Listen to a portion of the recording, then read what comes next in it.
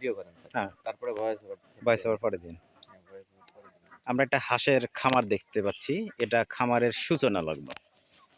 প্রাথমিকভাবে পাইলটিং করা হয়েছে। পাইলটিং মানে হলো 200 হাঁস নিয়ে যাত্রা শুরু। তার মাঝে 190টা আছে, মানে অগ্রগতি বেশ ভালো। হাঁসগুলোর বয়স হয়েছে মাত্র 2 মাস।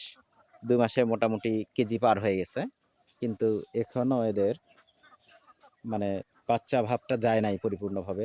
আরও 1 মাস 1.5 মাস পরেই এরা প্রাপ্ত হাঁস হয়ে যাবে। প্রতিটা হাঁসের বাজার মূল্য তখন 500 থেকে 600-র মাঝে চলে যাবে অনায়াসে।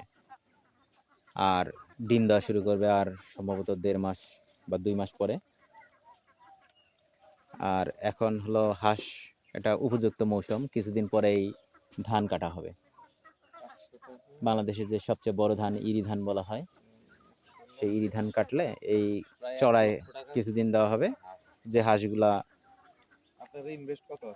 মানে চড়াই খেলে আরো দ্রুত বড় হবে এবং ডিম আসবে। আর প্রতি হাঁস যদি সর্বনিম্ন 500 টাকাও ধরা যায়, তাহলে লক্ষাধিক টাকার বাজার মূল্য আছে। আর আশা করা যায় যে টু থার্ড টাকা লাভ আশা করা যায়। আর এভাবেই খামার বেড়ে চলে। এই পুকুরে বা এতটুকু জায়গায় এখানে যদি 200 হাঁস আটে, তাহলে পুরা পুকুর খালি। তার মানে বোঝা যাচ্ছে যে এখানে অন্তত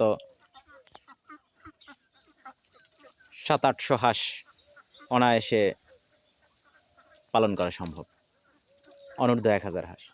আর 1000 হাঁস যদি লালন পালন করে, সেখানে মোটামুটি বছরে 4 থেকে 5 লক্ষ টাকা ইনকাম করা সম্ভব, যা একজন গ্রামে থাকা মানুষের জন্য যথেষ্ট। ঠিক আছে, ধন্যবাদ।